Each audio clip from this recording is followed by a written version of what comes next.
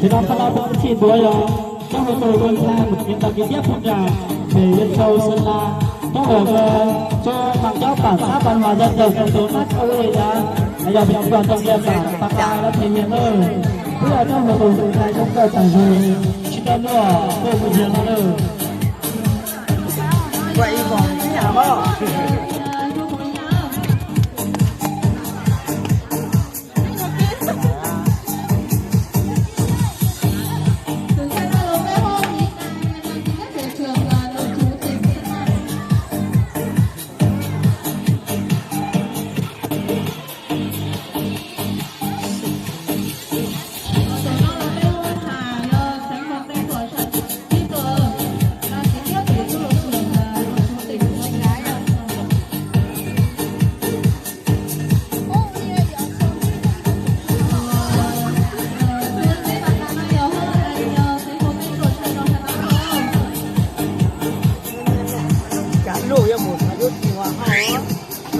một tổ lực này là bây giờ các người của trang tiến đi sau ở đâu chúng ta tải dụng chúng ta hưởng những cái lo thì các người tổ lực này là bây giờ tôi thì tôi có sao được rồi và hắn đang chỉ bị phát số điện thoại tập quen là lâu đó đâu bây giờ ta cứ sang đây và trực tiếp đâu về phía mà còn khóc lâu đó đâu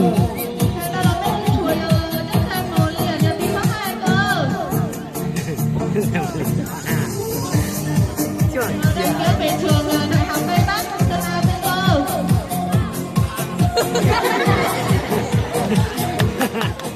Anh đi chân này trổ ở đây nhá. ta lo chùa họ ta lo Được.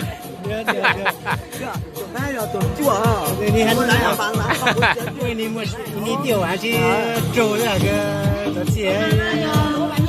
đó chỉ nó nữa đi.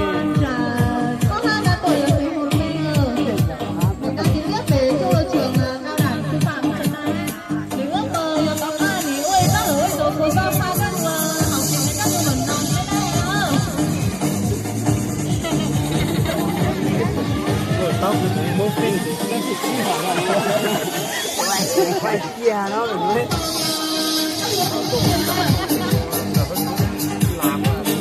làm bố kìa.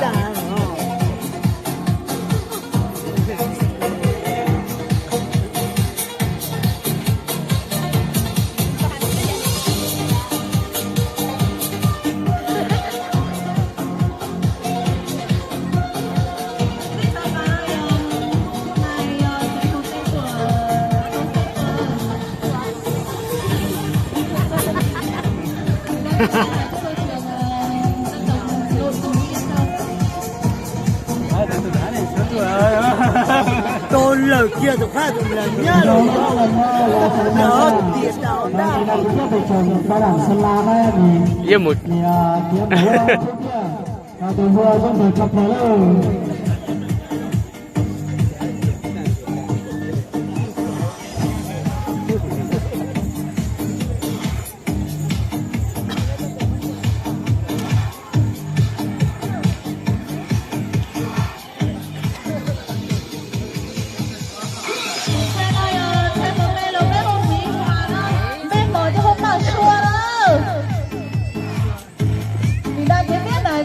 trường Bắc Hải là cho nội trú huyện Yên Châu.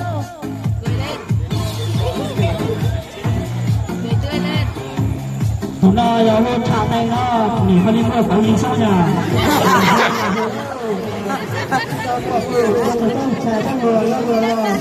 đây là chúng ta tôi sang nhà người ta đó nè thế còn đâu để là lo ra đây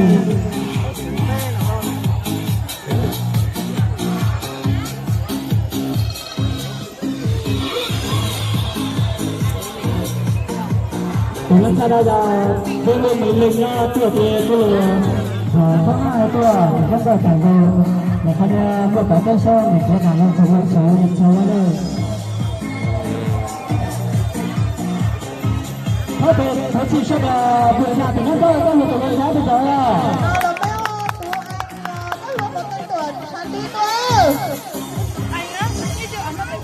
anh Tô nó vào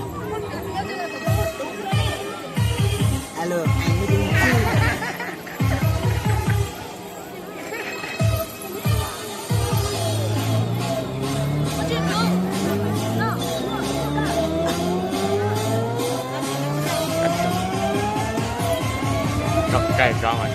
然後你俾我機咯，你給他決定一下，只會出到你幫我改去送呀。你剛才用我這個等着家內。那我到了背後就有誰同意啊？要打發他的。看了我就打保控。呢度開咧，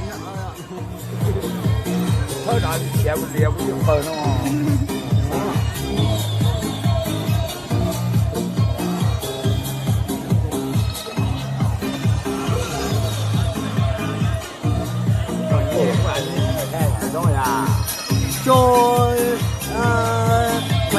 đằng trước con đôi giờ tiếp tục kiểu đang bên chơi là đầu thủ đồng si từ một chỗ chúng ta là do công việc là cái này từ một chút thôi thôi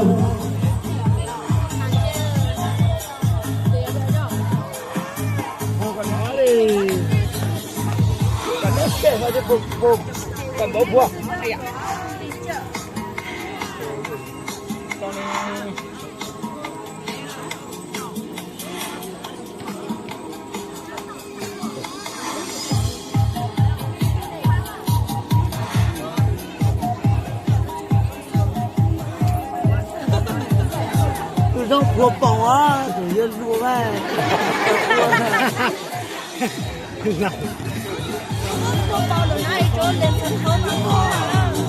Mai ở tay tự nhiên lùa. 一破完之後嚟運動我一齊喎。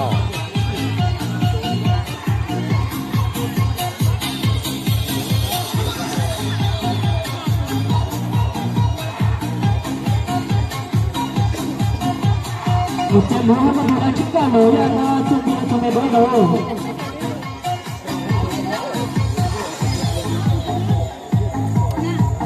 cho rượu xả hết.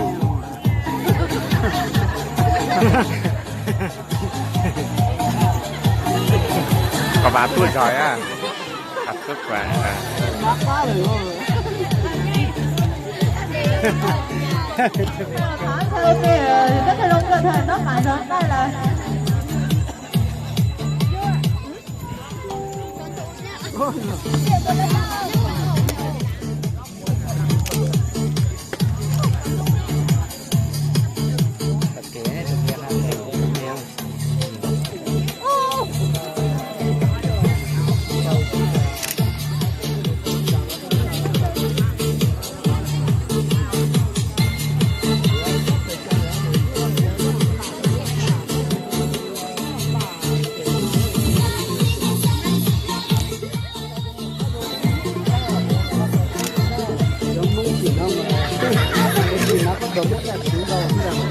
Chưa đấy, tụi cái lạng lo đấy.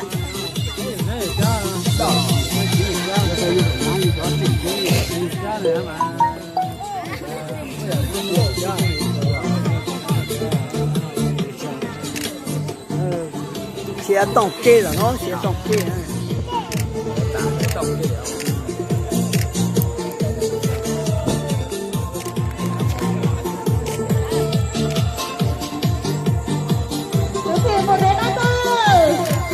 Có chim bùa téo.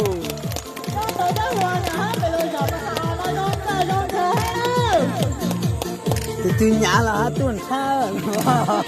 Vậy khác thế hả? Chùa cả.